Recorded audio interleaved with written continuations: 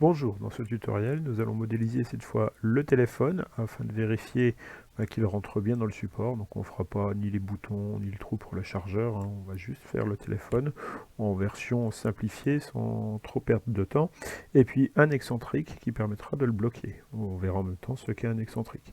Alors pour ne pas redessiner sur la même pièce, on va recréer ici un atelier des pièces.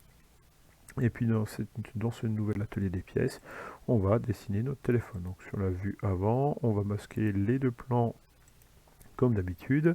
On est bien sur notre plan de face, esquisse, un rectangle. Donc moi j'ai mesuré mon téléphone. Alors là je vais en profiter, vous voyez, je ne suis pas sur l'origine. Donc on va aligner ici. Alors on a coïncident avec ce point là et l'origine. Et ça c'est réaligné. Ensuite on va mettre nos cotations comme d'habitude. Donc moi mon téléphone j'ai mesuré, il fait 70 de large et il fait 160 de haut.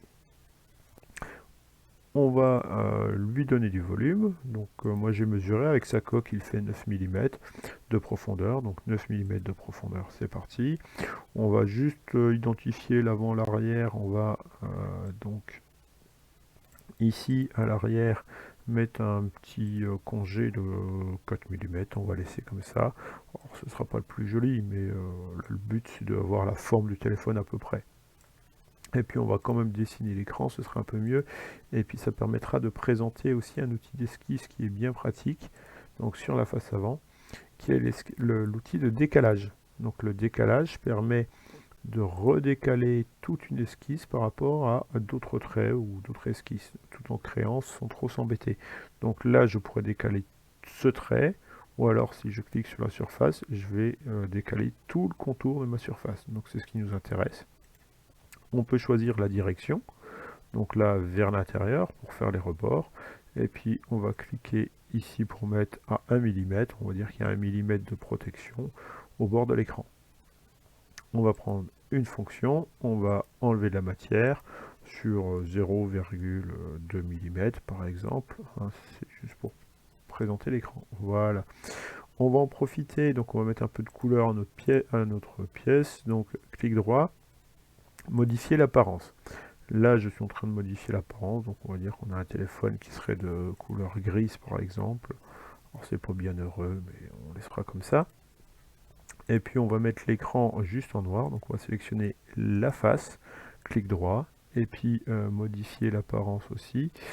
Donc modifier l'apparence, il faut que je le retrouve, modifier l'apparence. Alors attention, de la face, pas de toute la pièce. De la face, et puis on va mettre en noir.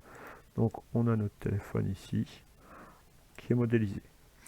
On va en profiter pour faire notre excentrique aussi, donc toujours sur le plan de face.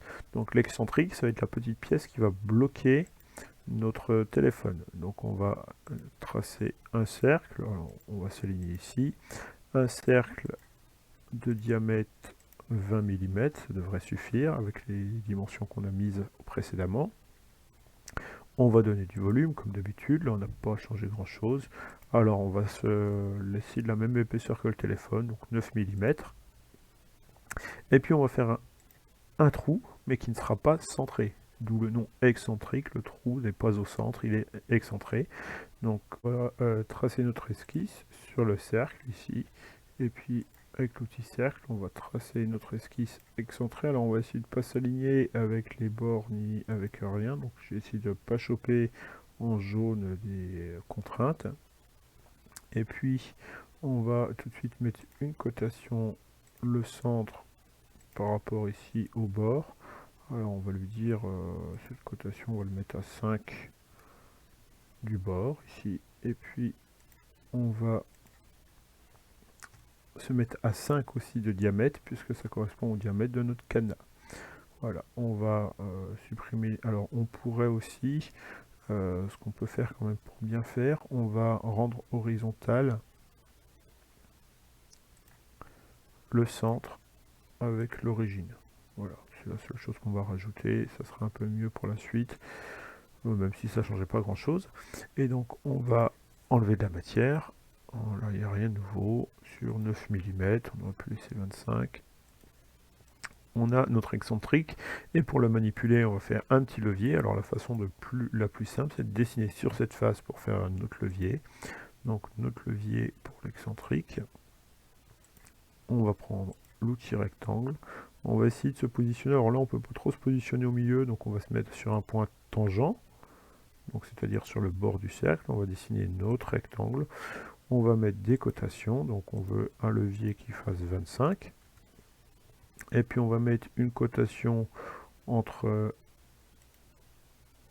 le bord ici, et puis on se rappelle que notre cercle de l'excentrique extérieur fait 20 de diamètre, donc si on veut qu'on soit au milieu, ben, on va mettre 10 le rayon, et puis on va pouvoir donner du volume. On vérifie toujours en tournant qu'on est dans le bon côté. On remet 9 mm puisqu'on était à 9 mm de profondeur. On a notre excentrique. Alors pour faire un petit peu mieux notre levier, on va même rajouter, on va pousser jusqu'au bout à faire un petit congé ici. Alors on voit le champ congé de 4 mm, ce sera pas mal. Et là on a terminé nos deux pièces. La prochaine étape de notre tutoriel, ça va être l'assemblage du téléphone, de l'excentrique, du cadenas et du support de téléphone.